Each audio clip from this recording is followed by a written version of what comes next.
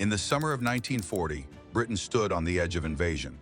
France had fallen. The British Army had escaped from Dunkirk with exactly 338,226. Allied soldiers made it across roughly 198,000 British troops and over 140,000 French and Belgian forces. But much of its heavy equipment had been left behind. Across the English Channel, German forces now controlled the coast from Norway to western France. For the first time in centuries, Britain faced the real possibility of enemy troops landing on its shores. But before German soldiers could cross the Channel, one thing had to happen first. The Royal Air Force had to be broken. Without control of the skies, an invasion fleet would be exposed to British aircraft, the Royal Navy, and the unpredictable weather of the Channel. The coming battle would not begin on beaches. It would begin in the air. Adolf Hitler hoped Britain might still make peace after the defeat of France. But Winston Churchill refused to negotiate. Britain would continue the war. Germany now prepared for a more dangerous option. Unternehmen Seelow, Operation Sea Lion, the planned invasion of Britain. Yet even inside the German command, the plan carried enormous risks. Germany had no large specialized invasion fleet. The English Channel was narrow, but it was not a river. The German Navy had suffered losses during the campaign in Norway and could not match the Royal Navy in open battle. To move an army across the Channel, Germany would have to rely heavily on converted river barges, coastal vessels, and improvised transport. These craft were vulnerable, slow, difficult to handle, and if British bombers or warships reached them, they could be destroyed before reaching the beaches. That is why the Luftwaffe became central to the entire plan. Hermann Göring promised that his Air Force could destroy Royal Air Force Fighter Command, protect the invasion fleet, and isolate the battlefield. In theory, German air power would clear the path. In practice, it would have to defeat one of the most advanced air defense systems in the world. At first glance, Germany appeared to hold the advantage.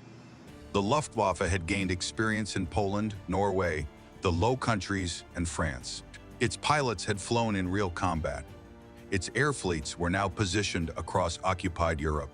Its bombers could reach Britain. Its fighters could sweep across the Channel. To many observers, the question was not whether Germany would attack, but whether Britain could survive. But Britain was not defenseless. The Royal Air Force had learned hard lessons over France. Fighter Command, led by Air Chief Marshal Hugh Dowding, had preserved enough fighters and pilots for the battle to come. Dowding had resisted pressure to send too many squadrons to France, knowing that Britain itself would soon need them. That decision would prove critical. Royal Air Force Fighter Force relied mainly on two aircraft, the Hawker Hurricane and the Supermarine Spitfire. The Spitfire became the legend fast, elegant, and admired, but the Hurricane carried much of the burden. It was more numerous, easier to repair, and destroyed many enemy aircraft during the battle. The Battle of Britain was not won by one aircraft alone.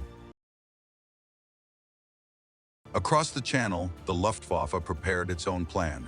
German commanders believed they could wear down Fighter Command through attacks on convoys, ports, radar stations, airfields, and aircraft factories. If Royal Air Force fighters rose to meet them, German escorts would destroy them. If they stayed on the ground, Britain would lose control of the air. Either way, the Luftwaffe expected Royal Air Force to be forced into a battle of attrition. But the Luftwaffe had a serious limitation. Its main single-engine fighter, the Messerschmitt Bf 109, had limited time over southern England. It could cross the Channel, fight briefly, and then had to return before running low on fuel.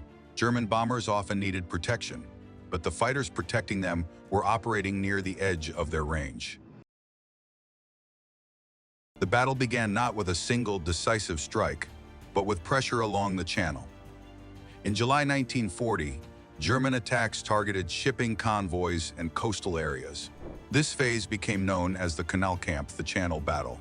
The Luftwaffe hoped to draw Royal Air Force fighters into combat and disrupt Britain's coastal supply routes. For British pilots, the fighting was dangerous and exhausting. Interceptions over water left little room for survival if an aircraft was damaged. Pilots shot down over Britain might return to their squadrons. Pilots lost over the Channel could drown before rescue arrived.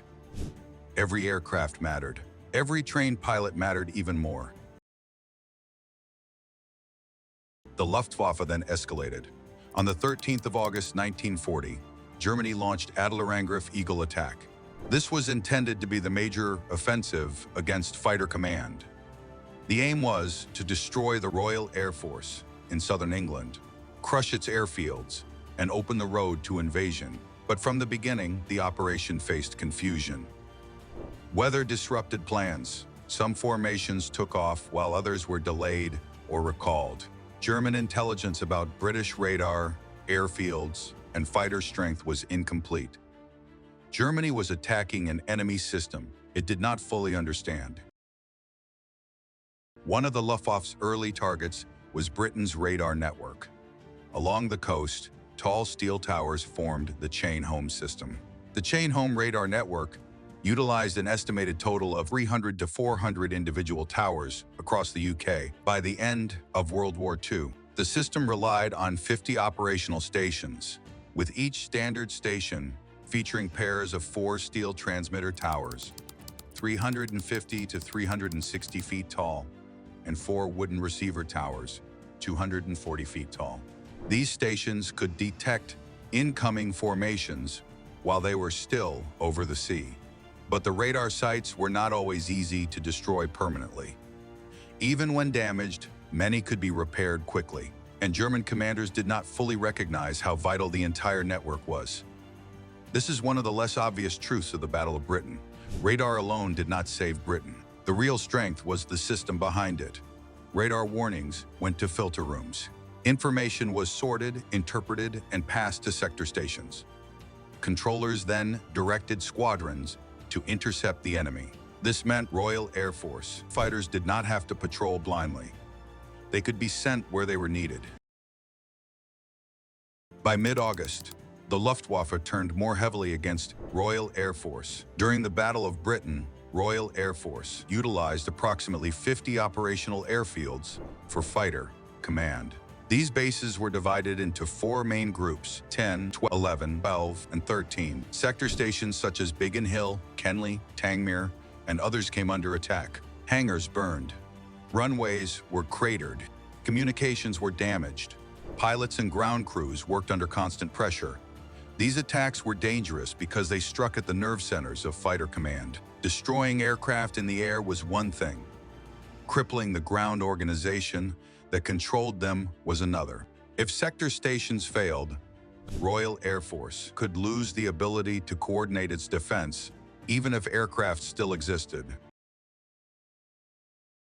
On the 15th of August, the Luftwaffe launched widespread attacks from multiple directions. German forces in Norway and Denmark joined the offensive, expecting northern Britain to be lightly defended. But Royal Air Force resistance was stronger than expected. German losses were heavy. The day became known to the Luftwaffe as Black Thursday. The northern attacks revealed another German miscalculation. Britain's defense was not limited to the southeast. Fighter Command had organized the country into groups, including 11 group in the southeast and 12 group farther north. Although the hardest fighting fell on 11 group, the wider structure gave Britain depth. Still, Royal Air Force was under immense strain. Pilots flew multiple sorties a day. Airfields were bombed repeatedly. New pilots arrived with limited training. Squadrons were rotated, reinforced, and sometimes exhausted. By late August and early September 1940, Fighter Command was being pushed hard. The road to invasion still looked possible. Germany's objective remained clear: gain air superiority before launching Operation Sea Lion. But the Luftwaffe faced a difficult problem. It needed to destroy Fighter Command quickly. Yet every day of fighting cost German aircraft and trained crews. When Royal Air Force pilots bailed out over Britain, they could fly again. German aircrew who landed in Britain spent the rest of the war in captivity. By early September 1940, the battle reached a critical moment. Royal Air Force fields were damaged. Sector stations were strained. Fighter command had not collapsed, but it was hurting. German commanders believed they were close to victory. In reality, they had not destroyed the system. They had damaged parts of it, but not broken it. Then Hitler and Göring made a decision that changed everything. After bombing incidents involving Berlin and London, and after British raids on the German capital, Hitler and Göring moved toward heavier attacks on London. The Luftwaffe increasingly turned from Royal Air Force fields toward the British capital. The battle for air superiority began to blur into a campaign of terror and pressure against civilians. On the 7th of September 1940, the Luftwaffe launched a massive attack on London. It was the beginning of what became known as the Blitz.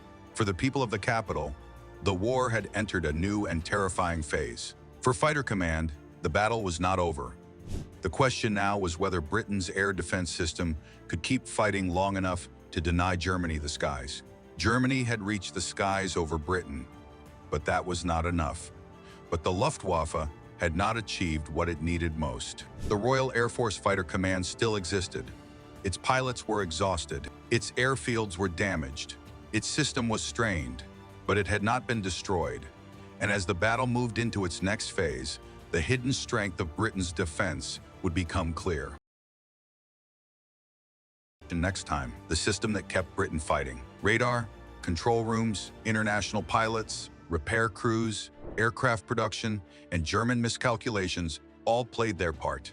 The Battle of Britain was not won by a single aircraft, a single squadron, or a single day. It was won by a system that refused to collapse.